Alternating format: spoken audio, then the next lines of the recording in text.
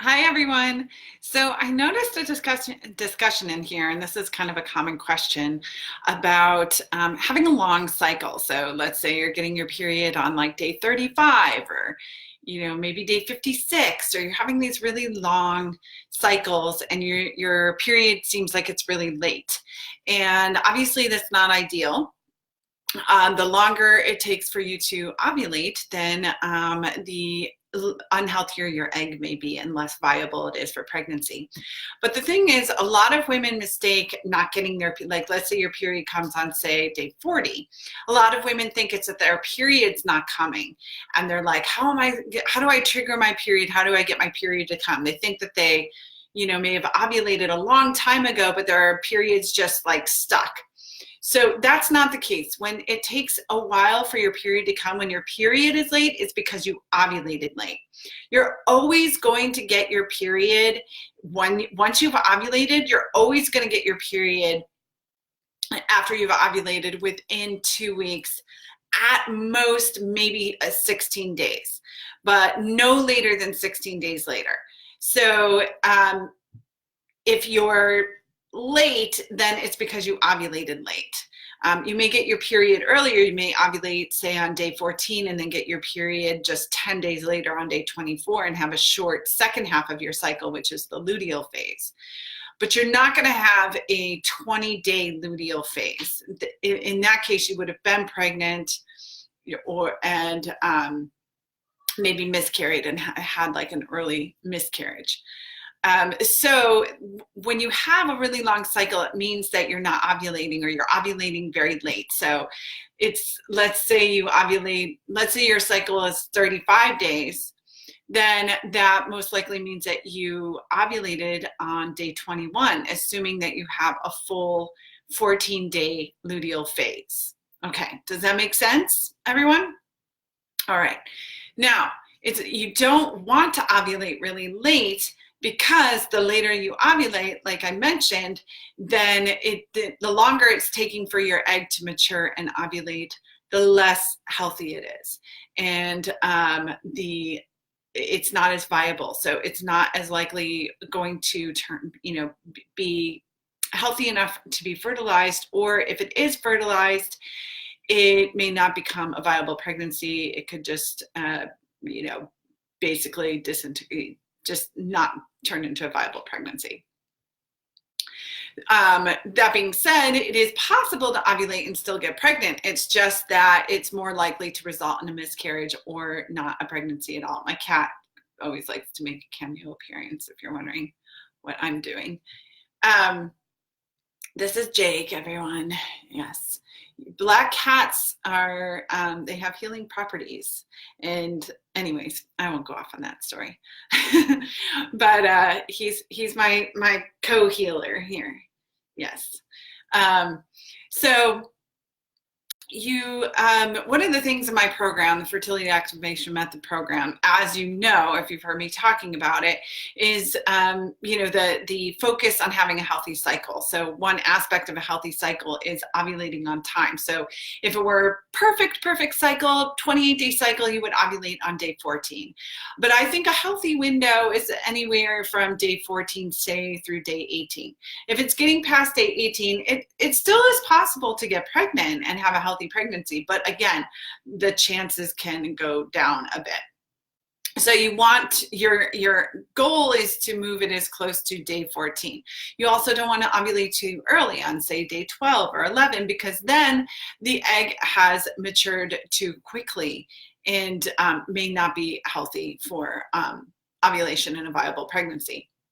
So what happens though when you're ovulating late, it can be a few things. It can be that you have some poor circulation to the ovaries, so that your ovaries are not able to provide the right nutrition and right hormones for your eggs to be maturing on time and ready to ovulate around day 14.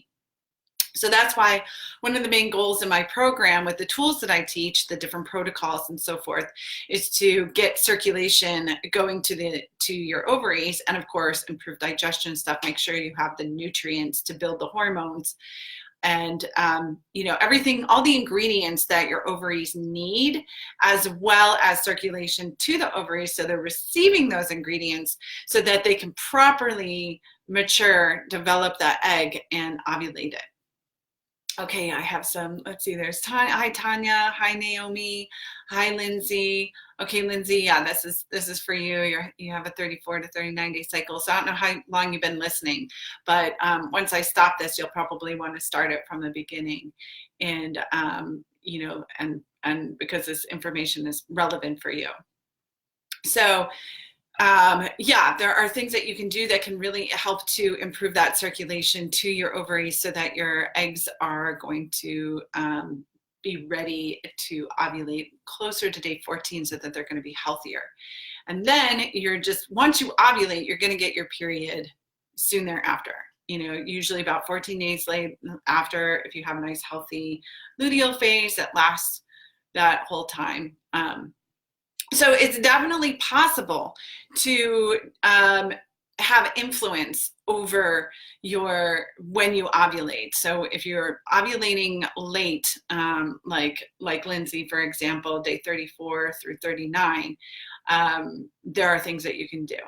And there are things that won't help with that either. Sometimes it's because your body has a weak amount of energy. It's like deficient in energy. So let's say, for example, you're not getting enough rest. You're not sleeping very well. You're really busy. You're stressed out. Then your body's just going to be drained, and it basically isn't going to have the energy that it needs to mature the eggs and push them out for ovulation. So in that case, it's important to assess your lifestyle. How is your lifestyle supporting ovulation and the growth, the healthy growth and maturation of your egg, or how is it possibly working against you? Nutrition is another big one, because if you don't have, it's not just what you eat and what you put into your body. However, this is really important. So, are you taking supplements? Are you taking the right supplements? Are you eating healthy foods? But also, how strong is your digestive system? Because if your digestive system isn't actually able to absorb that nutrition, then your body isn't able to make the reproductive hormones it needs to mature the eggs and ovulate on time. And it's not able to supply your ovaries with the nutrition that it needs to have healthy ovulation. Sometimes, too, you can develop cysts on your ovaries, which can disrupt your hormones, your hormonal balance, and this can affect your ovaries' ability to mature the eggs and have them ready for ovulation. Or sometimes your eggs are trying to ovulate and they never get mature enough, and then they turn into cysts, like the case of polycystic ovarian syndrome. So this can be a case of not your body not having enough energy, enough warmth.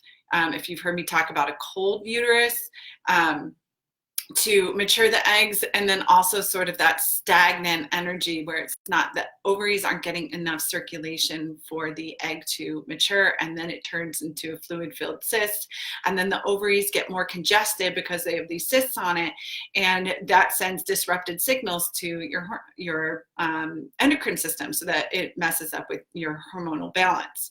So this might sound really overwhelming, but the good news is that there are things that you can put into place. So first things first, you want to be eating healthy, eating regularly, eating a healthy breakfast.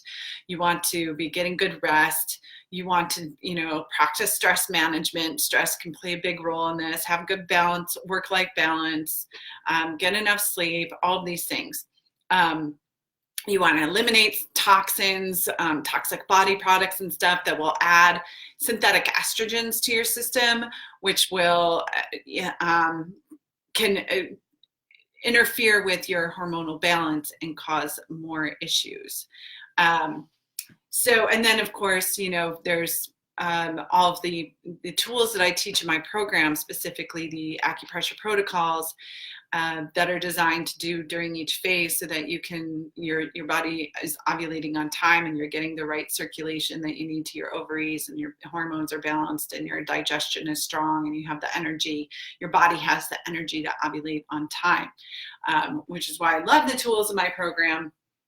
because they're so effective, and you can do these things yourself instead of just keep your fingers crossed every month going like, well, I ovulate on time this week or this cycle. How about this cycle? And feeling really like helpless to be able to do anything. So yeah, so that I just wanted to shed a little light on that, since that seemed to be kind of a hot topic. Let's see, Melinda says, it happened my first and only pregnancy so far. My temperature went up just a notch. It was 98.7 that day. Told my husband, and the end result was a beautiful baby. I have unexplained infertility. Both sides of my family are extremely fertile. Husband's sperm is super. Okay. Well, that's great. I'm so glad that you were able to have success, Melinda. Hi, Katie. All right. Well, yeah, I hope this shined a little light on, late ovulation or long cycles, and that it's a matter of late ovulation. And take good care of yourselves. And I wish you a happy day and healthy cycles. And baby dust, sprinkle, sprinkle. Okay, bye.